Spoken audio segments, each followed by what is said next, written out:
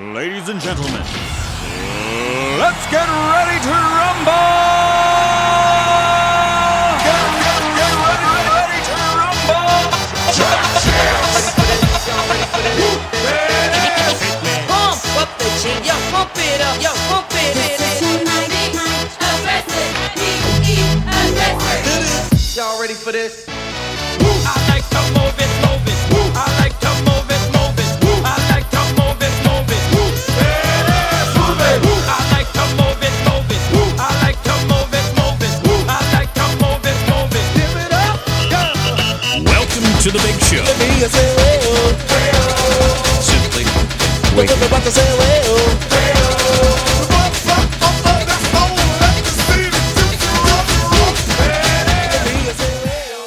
And then there were two.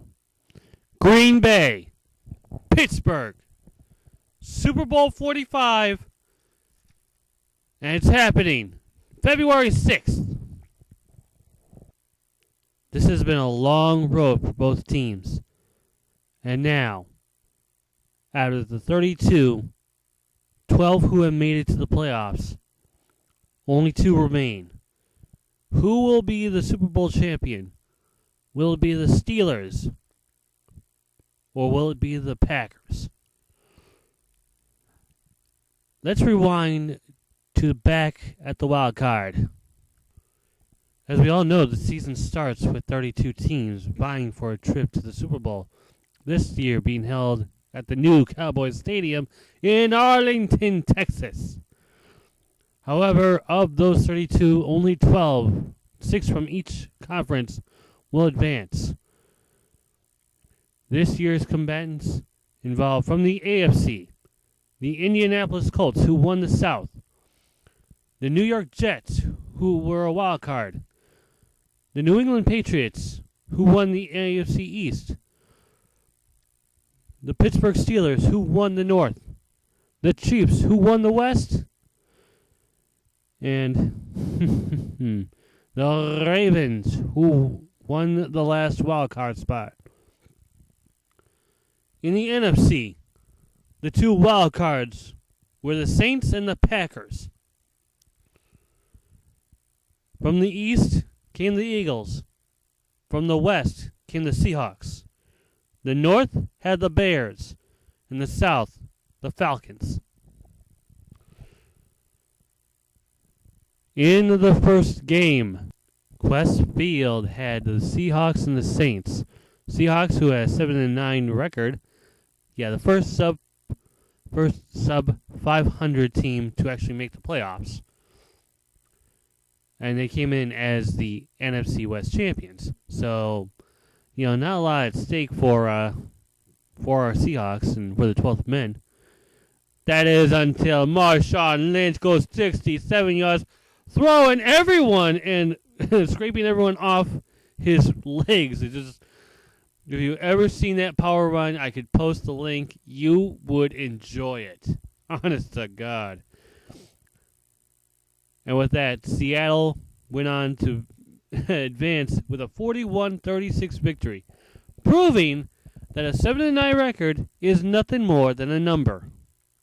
The second game provided the East wildcard and the South champions. That's right. I mean the Colts and the Jets at Lucas Oil Stadium, in which, Mark Sanchez and Peyton Manning didn't really get going too well. But in the end, all that matters is the final score. In the final kick, Nick Folk kicked the game-winning field goal as time expired, sending the Jets on to the divisional playoffs with a 17-16 victory. Next stop was Arrowhead, where the Chiefs and the Ravens would take flight at an advancement to see who would take on Pittsburgh. But already it turned out to be the Ravens, especially with a heavy-hearted Ed Reed. And unfortunately for Reed, everyone of his Baltimore community stood up for him. Sorry, Chiefs. Looks like you didn't quite get everything worked out. And in the end, The Ravens came away with the victory, 30-7. The last of the wild card matchups became between Eagles and Packers. It was a battle between Vic and Rodgers. And Vic, who I would nominate as the comeback player of the year, did pretty well, but not well enough, especially against the defense that Green Bay brought on. And before long, all you needed was Tramon Williams to pick out Vic's final pass. Final pass is an Eagle. We'll know for sure. But in the meantime, going away from Lincoln Financial Field were the Packers with a 21-16 victory, heading over to Atlanta. The AFC divisional games were pretty much rubber matches. Both Jets and Patriots and Ravens Steelers split their season series, one game apiece. So who would come down with the final spot for the championship? First off was the Ravens and the Steelers. The Ravens took an early 21-7 lead into half, but don't count out Blitzburg, as it was once called. Big Ben Roethlisberger manages to do the comeback that nobody thought was necessary.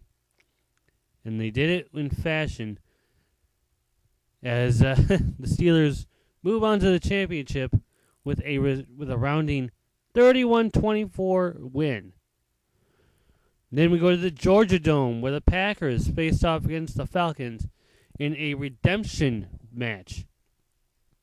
And redemption Green Bay got 48 points against the team who beat them during the regular season and who were in the top spot in the NFC. Apparently, Matt Ryan wasn't expecting a whole lot, and then to see Tramon Williams return a 70-yard kick all the way back to in the half was pretty much the exclamation point in the game. The Packers win 48-21. From the Packers to the Bears, if we're sticking with the NFC North, as the Soldier Field hosted the Seahawks. But Seahawks might have left their playing style back home at Qwest Field. There was no mercy on Chicago whatsoever. So little mercy that the Bears win 35-24 against the Seahawks, moving on to the championship to host the Packers in an NFC North rubber match. In another battle of 6 versus 1, with the Packers winning as a 6th seed over the top seed Falcons. The Jets had gone to Gillette Stadium to battle the Patriots and Tom Brady, but they were ready for him. You think that 48-3 thrashing made an impact on the Jets? Indeed it did. It should. And it provided. As Sanchez and the whole team of the Jets. Yeah, I'm still hearing this whole Jets, Jets. Jets storm Gillette and come away 28-21. Finally, the championships. Green Bay, Chicago, in what was bound to be a nail-biter. And everyone's going to be talking about this because of Jay Cutler's decision to just walk away from the game.